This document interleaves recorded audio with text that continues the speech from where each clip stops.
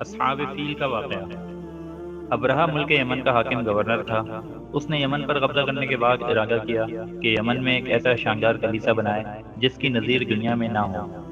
اس سے اس کا مقصد یہ تھا کہ یمن کے عرب لوگ جو حج کرنے کے لیے مکہ مکرمہ جاتے ہیں اور بیت اللہ کا طواف کرتے ہیں، یہ لوگ اس کلیسا کی عظمت و شوکت سے مرعوب ہو کر کعبہ کے بجائے اسی کلیسا میں جانے لگے۔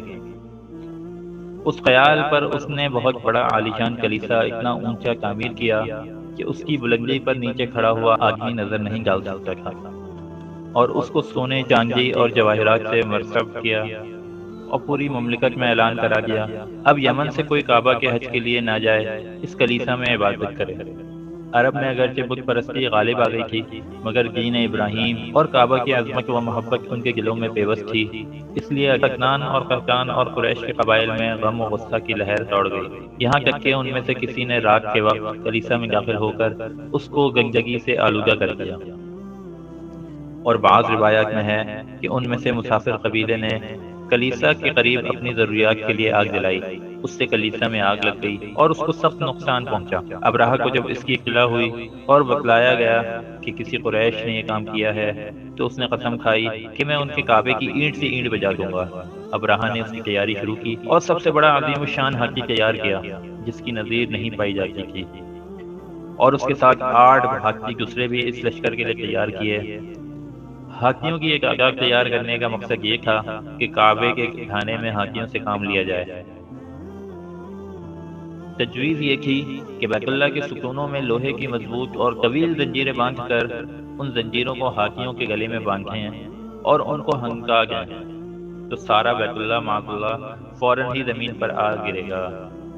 عرب میں جب اس کے حملے کی خبر پھیلی تو سارا عرب مقابلے کے لیے تیار ہو گیا۔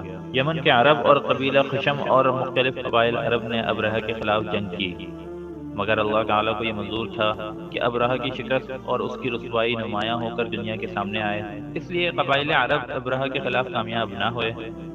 ابرہہ ان کو شکست دیتا گیا اور آگے بڑھتا گیا۔ ابرہہ مکہ مکرمہ کے قریب ایک مقام مغمس پر پہنچ گیا جہاں قریش مکہ کے اونٹ چر رہے تھے۔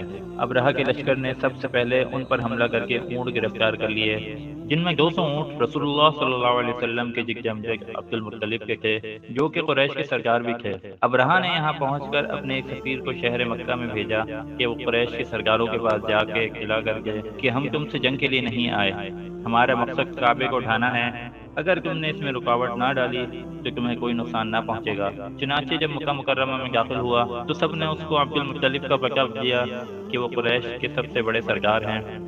چنانچہ اس نے عبد المطلب سے گفتگو کی اور ابرہہ کا پیغام پہنچا دیا۔ ایک روایت کے مطابق عبد المطلب نے جواب دیا کہ ہم بھی ابرہہ سے جنگ کا کوئی ارادہ نہیں رکھتے، نہ ہمارے پاس اتنی طاقت ہے کہ اس کا مقابلہ کر سکیں، البتہ میں یہ بتایا دیتا ہوں کہ یہ اللہ کا گھر ہے اور اس کے خلیل ابراہیم علیہ السلام کا بنایا ہوا ہے، وہ خود اس کی حفاظت کا ذمہ دار ہے، اللہ سے جنگ کا ارادہ ہے تو جو چاہے کرے، پھر دیکھ لے کہ اللہ تعالیٰ کیا معاملہ کرتے ہیں۔ سفیر نے عبد المطلب سے کہا کہ تو پھر آپ میرے ساتھ چلیں، میں آپ کو ابرہہ سے ملاتا ہوں۔ ابرہہ نے جب عبد المطلب کو دیکھا کہ بڑے وجیح آدمی ہیں تو ان کو دیکھ کر اپنے کف سے نیچے اتر کر بیٹھ گیا، اور عبد المطلب کو اپنے برابر بٹھایا اور اپنے ترجمان سے کہا کہ عبد المطلب سے پوچھے کہ وہ کس غرض سے آئے ہیں۔ عبد المطلب نے کہا کہ میری ضرورت تو اتنی ہے کہ میرے اونٹ جو آپ کے لشکر نے گرفتار کر لیے ہیں ان کو چھوڑ دیں۔ ابرہہ نے عبد المطلب سے کہا کہ جب میں نے آپ کو اول دیکھا تو میرے دل میں آپ کی بڑی وقت اور عزت ہوئی، مگر آپ کی گفتگو نے اس کو بالکل ختم کر دیا کہ آپ مجھ سے صرف اپنے 200 اونٹ کی بات کر رہے ہیں، اور جبکہ آپ کو یہ معلوم ہے کہ میں آپ کا کعبہ جو آپ کا دین ہے اس کو ڈھانے کے لیے آیا ہوں، اس کے متعلق آپ نے کوئی گفتگو نہیں کی۔ عبد المطلب نے جواب دیا کہ اونٹوں کا مالک تو میں ہوں، مجھے ان کی فکر ہوئی، اور بیت اللہ کا میں مالک نہیں بلکہ اس کا مالک ایک عظیم ہستی ہے اور اپنے گھر کی حفاظت کرنا جانتا ہے۔ ابرہہ نے کہا کہ تمہارا خدا اس کو میرے ہاتھ سے نہ بچا سکے گا۔ عبد المطلب نے کہا کہ پھر تمہیں اختیار ہے، جو چاہے کرو۔ عبد المطلب کے اونٹ ابرہہ نے واپس کر دیے اور اپنے اونٹ لے کر واپس آئے تو بیت اللہ کے دروازے کا حلقہ پکڑ کر دعا میں مشغول ہوئے، اور قریش کی ایک بڑی جماعت ساتھ تھی۔ سب نے اللہ تعالیٰ سے دعائیں کی کہ ابرہہ کے عظیم لشکر کا مقابلہ ہمارے تو بس میں نہیں، آپ ہی اپنے گھر کی حفاظت کا انتظام فرما دیں۔ احیا وزاری کے ساتھ دعا کرنے کے بعد عبد المطلب مکہ مکرمہ کے دوسرے لوگوں کے ساتھ لے کر مختلف پہاڑوں پر پھیل گئے۔ ان کو یہ یقین تھا کہ اس کے لشکر پر اللہ تعالیٰ کا عذاب آئے گا۔ اسی یقین کی بنا پر انہوں نے ابرہہ سے خود اپنے اونٹوں کا مطالبہ کیا۔ بیت اللہ کے متعلق گفتگو کرنا اس لیے پسند نہ کیا، خود تو اس کے مقابلے کی طاقت نہ تھی، اور دوسری طرف یہ بھی یقین رکھتے تھے کہ اللہ تعالیٰ ان کی بے بسی پر رحم فرما کر دشمن کی قوت اور اس کے عزائم کو خاک میں ملا دیں گے۔ صبح ہوئی تو ابرہہ نے بیت اللہ پر چڑھائی کی تیاری کی اور اپنے ہاتھی کو آگے چلنے کے لیے تیار کیا۔ نفیل بن حبیب، جن کو راستے سے ابرہہ نے گرفتار کیا تھا، اسی وقت وہ آگے بڑھے اور ہاتھی کے کان پکڑ کر کہنے لگے کہ تو جہاں سے آیا ہے وہیں صحیح سالم لوٹ جا، کیونکہ تو اللہ کے بلند امین یعنی محفوظ شہر میں ہے۔ یہ کہہ کر اس کا کان چھوڑ گیا۔ ہاتھی یہ سنتے ہی بیٹھ گیا۔ ہاتھی بانوں نے اس کو اٹھانا چلانا چاہا، لیکن وہ اپنی جگہ سے نہ ہلا۔ اس کو بڑی بڑی آہنی قبروں سے مارا گیا، اس کی بھی پرواہ نہ کی۔ اس کی ناک میں آنکڑا لوہے کا ڈال دیا، پھر بھی وہ کھڑا نہ ہوا۔ اس وقت ان لوگوں نے اس کو یمن کی طرف لوٹانا چاہا تو فوراً کھڑا ہو گیا، پھر شام کی طرف لوٹانا چاہا تو چلنے لگا، پھر مشرق کی طرف چلایا تو چلنے لگا۔ ان سب اطراف میں چلانے کے بعد پھر اس کو مکہ مکرمہ کی طرف چلانے لگے تو وہ پھر بیٹھ گیا۔ قدرت حق جل شانہ کا یہ کرشمہ تو یہاں ظاہر ہوا۔ دوسری طرف دریا کی طرف سے کچھ پرندوں کی قطاریں آتی دکھائی گئیں، جن میں سے ہر ایک کے ساتھ 3 کنکریاں چنے یا مسرور کے برابر تھیں، ایک چونچ میں اور 2 پنجوں میں۔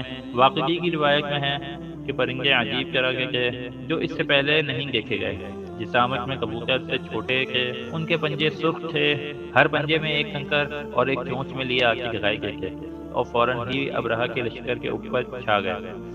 یہ کنکریاں جو ہر ایک پرندے کے ساتھ تھیں، ان کو ابرہہ کے لشکر پر گرایا۔ ایک ایک کنکر نے وہ کام کیا جو ریوالور کی گولی بھی نہیں کر سکتی تھی، کہ جس پر پڑتی اس کے بدن کو چھینکتی ہوئی زمین میں گھس جاتی تھی۔ یہ عذاب دیکھ کر سب ہاتھی بھاگ کھڑے ہوئے، صرف ایک ہاتھی رہ گیا تھا جو اس کنکری سے ہلاک ہوا، اور لشکر کے سب آدمی اس موقع پر ہلاک نہیں ہوئے بلکہ مختلف اطراف میں بھاگے۔ ان سب کا یہ حال ہوا کہ راستے میں مر مر کر گر گئے۔ ابرہہ کو چونکہ سخت سزا دینی تھی، یہ فوراً ہلاک نہیں ہوا، مگر اس کے جسم میں ایسا زہر سرائیت کر گیا کہ اس کا ایک ایک جوڑ گل سڑ کر گرنے لگا۔ اسی حال میں اس کو واپس یمن لایا گیا۔ دارالحکومت صنعا پہنچ کر اس کا سارا بدن ٹکڑے ٹکڑے ہو کر بہہ گیا اور مر گیا۔ ابرہہ کے ہاتھی کے ساتھ 2 ہاتھی بان بھی یہیں مکہ مکرمہ میں رہ گئے، مگر اس طرح کہ دونوں اندھے اور اپاہج ہو گئے تھے۔ اصحاب فیل کے اسی واقعے کے متعلق اللہ پاک نے سورہ فیل میں رسول اللہ صلی اللہ علیہ وسلم کو خطاب کر کے فرمایا ہے، أَلَمْ تَرَ كَيْفَ فَعَلَ رَبُّكَ بِأَصْحَابِ الْفِيلِ۔ ترجمہ: کیا آپ نے نہیں دیکھا کہ آپ کے رب نے ہاتھی والوں کے ساتھ کیا کیا؟ اس صورت میں اصحاب فیل کے واقعے کا مختصر بیان ہے کہ انہوں نے بیت اللہ کو مسمار کرنے کی قصد سے ہاتھیوں کی فوج لے کر مکہ مکرمہ پر چڑھائی کی تھی۔ حق تعالیٰ نے معمولی پرندوں کے ذریعے چھوٹے چھوٹے کنکروں سے ان کی فوج پر آسمانی عذاب نازل فرما کر نیست و نابود کر کے ان کے عزائم کو خاک میں ملا دیا۔ یہاں اللہ پاک نے علم کرو فرمایا، جس کے معنی ہیں کہ آپ نے نہیں دیکھا، حالانکہ یہ واقعہ آپ کی بلاغت باسعادت سے پہلے کا ہے۔ آپ کے دیکھنے کا یہاں بظاہر کوئی موقع نہیں تھا، مگر جو واقعہ یقینی ایسا ہو کہ عام طور پر مشاہدہ کیا گیا ہو، اس کے علم کو بھی لفظ رویت سے تعبیر کر کیا جاتا ہے کہ گویا یہ آنکھوں دیکھا واقعہ ہے، اور ایک حد تک دیکھنا بھی ثابت ہے، جیسا کہ اوپر گزرا ہے کہ حضرت عائشہ صدیقہ اور اسماء رضی اللہ تعالیٰ عنہما نے ہاتھی بانوں کو اندھا اور اپاہج بھیک مانگتے دیکھا ہے۔ ملتے ہیں اگلی ویڈیو میں، جب تک کے لیے اللہ حافظ۔